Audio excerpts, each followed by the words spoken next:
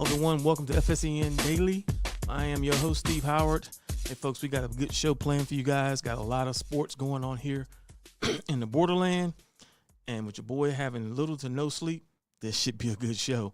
Let's jump right into it.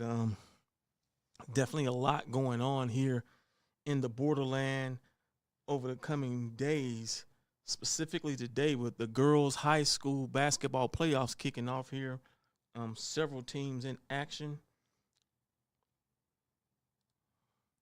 Got several teams in action.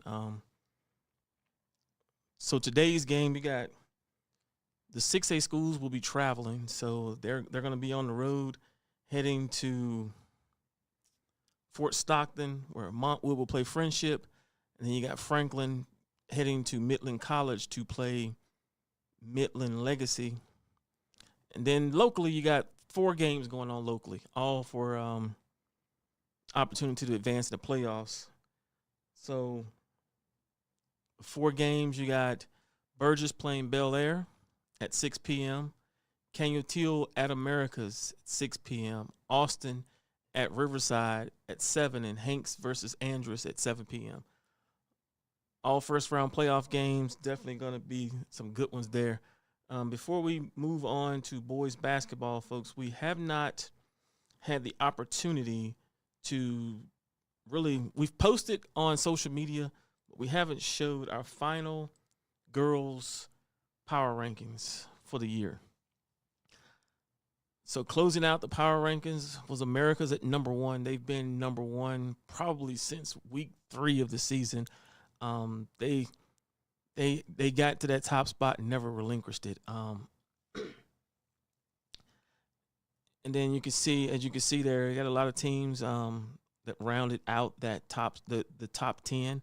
So these are the BSR top 10 teams here in the borderland for this 2024-2025 school year. Congratulations to all you teams for your competing, and looking forward to seeing you guys in postseason play as well. Now let's move on to the boys' side.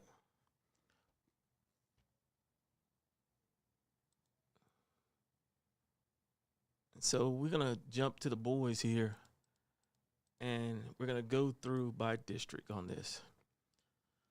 So District 3 4A, as you can see, Presidio's pretty much got this district wrapped up. Presidio is the district champion. Congratulations to Presidio there. You got Anthony, who should be making the playoffs. That's one of the local teams. That's 3 4A. Now let's look at 1 4A. You got a log jam up there. After what happened with Bowie late last week, where they had to forfeit those games, you got a tie between Austin and Harmony Science. So Austin plays Bowie. And folks, let me tell you, that is not a guaranteed win for them. Austin could very well wound up finishing second, in Harmony Science, we're going to predict, is going to win this district championship. That's going to be a tough game between Austin and Bowie for sure. Even though they're going to be down 2 players, we still think that's going to be a really tough game. Next up, we got District 2 4A, where Isleta sits in the driver's seat. Isleta and Riverside go head-to-head today. Isleta has basically wrapped up at least a tie for the district championship, a win. They outright are the district champion. And so congratulations to the Isleta boys basketball team for your efforts this year. Definitely some good things going on there. So like we said, and folks, don't get it mistaken. This is definitely not a for sure win for Isleta here. They met early in the year. Isleta won by 8, 56-42, but I can tell you Riverside's been playing some good basketball, and they've played them tough, so that's going to be a good game. Definitely a game to go watch on Tuesday if you have the chance. Now let's move over to 1-5A, where Chapin has wrapped up this. They've been a district champion for about a week now, I would say. So congratulations to Chapin boys on locking up that district. I know that's not what you guys play for, but congratulations as well on that for your efforts this year. But you got 3 teams between Andrews, Canutillo, and El Paso vying for where they're going to fall out at in the playoffs. Andrews wins their game against El Paso High. They are the second. They get the second place in this district. Andrews loses, there's possibility of being a 3-way tie. And I'm not sure how they're going to work that seeding right now, but there may be some seeding games going on, coin flips, seeding. Who knows how they're going to figure that out, but there could be a 3-team logjam for second, third, and fourth if Andrews loses on Tuesday. Next, we got District 2 5A, where Americas is the district champion on the boys' side there. So they've won boys and girls. Congratulations, America's there. But then you got an interesting scenario here. You got El Dorado and Del Valle. So El Dorado has been basically playing David here the last couple of weeks. They've knocked off some really big teams to stay in contention here. And Coach Avalos has done an amazing job there at El Dorado. So you got El Dorado playing against Americas. Folks, that is not going to be a check-the-block win for Americas. They're going to have to fight, and I think El Dorado is going to come prepared. I think Coach Avalos is going to have them prepared to play. That's going to be a good game on Tuesday. If you have the chance, that's definitely a game to take a consideration to go watch. And then on the other side, you got Del Valle, who plays Bel Air. Bel Air's 2-9. We think Del Valle will win that game, and so then the issue becomes is, okay, personally, everybody here is vying not to play Chapin. Let's just call a spade a spade. They're vying not to have to play Chapin in the first round. And so it's going to be an interesting scenario to unfold here on Tuesday as those games go down. And lastly, we're going to look at 1-6A. 1-6A is a cluster, to say the least. You've got Eastwood and Eastlake who've got first and second place shored up. But then now you have Franklin, Coronado, Pebble Hills, and Montwood all vying for those final 2 spots. There's some crazy scenarios that could go down for sure. Coronado plays Pebble Hills. Montwood plays Franklin. And then I will tell you this, if you just want to go see 2 good teams play, Eastwood and Eastlake will square off as well. But that log jam there for 3rd and 4th seed will place in the district. That's going to be very interesting. Like I said, 4 teams vying for 2 spots. It's going to be hectic on Tuesday. I don't know if they're going to play games for seeding. I don't know how that's going to go down, coin flips, who knows, but I think you're going to see some more games on Friday for seeding as well to clear some of this up. Now we want to take a look at the boys' top 10 as it currently stands. And you got Chapin, who's been number 1 since the start of the season. And then you got some teams who moved in and some teams that have moved up. But for the most part, Chapin, Americas, and Eastwood have been the 3 best teams in the city this year. So hats off to you guys, as well as you guys in this letter. I mean, this letter's been doing their thing down in 4A as well. So our hats off to them. It'll be interesting to see who finishes up and gets their district championships knocked out. That's going to be some good games on Tuesday for sure for you guys. So if you get a chance, definitely go watch those games. Now, let's go to soccer. So here are the current standings in soccer throughout the borderland. A lot of games going on today. Well, no, soccer games is Tuesday as well. A lot of games, boys and girls. As you can see, Sinelli sits at number 1 in 4A, at undefeated in the district.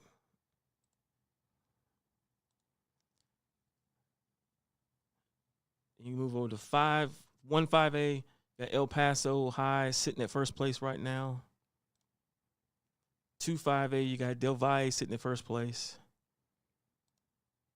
And then you go to 1-6A and you have Eastwood currently at first place at 4-1. On the boys' side, San Elizario sitting at first place there as well, tied with Bowie. And you got Burgess leading the way in 1-5A. El Dorado leading the way in 2-5A at 4-0. And you got Pebble Hills leading the way in 1-6A at 4-0. So congratulations to those young men and women on the start of your season for sure. Definitely looking forward to what's going to happen there. Now, last thing, well, not really the last thing, but yeah, it's basically the last thing. We want to acknowledge some of the student athletes who went out and won regional championships. We want to say congratulations to you all. And as part of that, we actually have one highlight video that was sent in from last year's state champion at 152 on the girls' side. That's Sydney Davis. It's about a 2-minute highlight we're going to run here. But before we get to that highlight, I do want to acknowledge these regional winners. So in Class 5A girls, you had Joy Jackson from Burgess, who's a regional champion at 126. Ruby Chavez from San Elizario, regional champion at 138. Sydney Davis from Bel Air, regional champion at 152. On the boys' side, and then Class 6A girls, you have Haley Delgado from Eastwood at 100 pounds, regional champion. Alessandro Toscana, Eastwood, 107 pounds, regional champion. Naimi Abdullah from Franklin, 114-pound regional champion. Niley Ortiz, Eastwood, 120-pound regional champion. Daniela Hernandez from Eastwood, 138-pound regional champion. And Emma Gonzalez from Franklin, 235-pound regional champion. Then on the boys' side, you had from 6A boys, Alexander Tapia from Franklin, 113 pounds, and Brulio Estrada from Franklin, 120-pound regional champion. So congratulations to those young men and women on your efforts this year. And yeah, just take a look at this highlight video we got from Sydney Davis.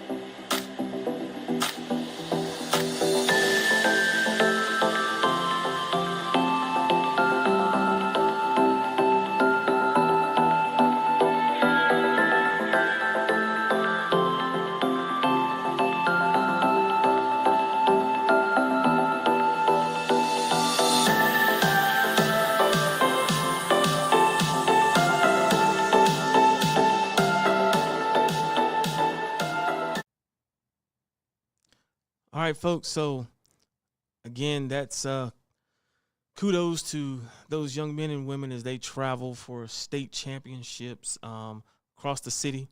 There were runner-ups, but we acknowledge the champions here. And so definitely looking forward to hearing what you all do when you get to state.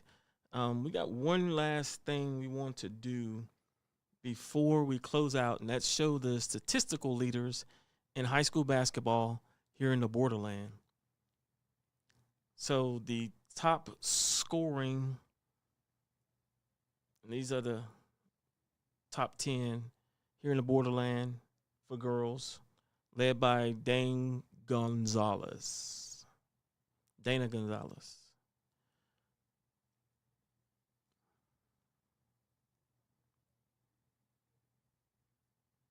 Next is assists. Got Jordan Sapien leading the way at 7.7 assists per game. You got rebounds per game, and you got Tamara Simon of Emmanuel Christian School at almost 16 rebounds a game. Steals per game, you got Kylie Marquez from Americas leading the way at 5.6. Then blocks per game, you got Tamara Simon at 2 blocks per game. She's definitely a factor inside.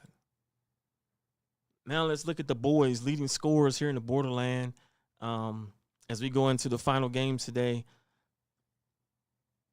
Isaiah Thompson leads all scorers at almost 28 points a game. He's been doing it all year, folks. I mean, he's been doing it against 5A, 4A, 6A. He's been doing it. That young man can play. Assists per game, Austin Bonilla from Canutil at 6 assists per game. Rebounds, Johan Camacho from Bowie leads the way at 11.2 rebounds per game. Steals per game, Danny Delgado from Socorro leads the way at 3.3, tied with Matthew Slosar from Mountain View at 3.3. Then we got blocks per game, Braden Quigley leading the way from Eastlake with 1.9 blocks per game.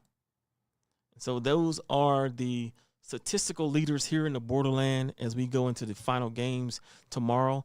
Folks, we thank you guys for tuning in to the borderland, to the FSEN Daily Show. Catch us again tomorrow. And don't forget the All-Star Game is coming up in April. We got some more information to be coming out later this week. Look out for that. Thank you.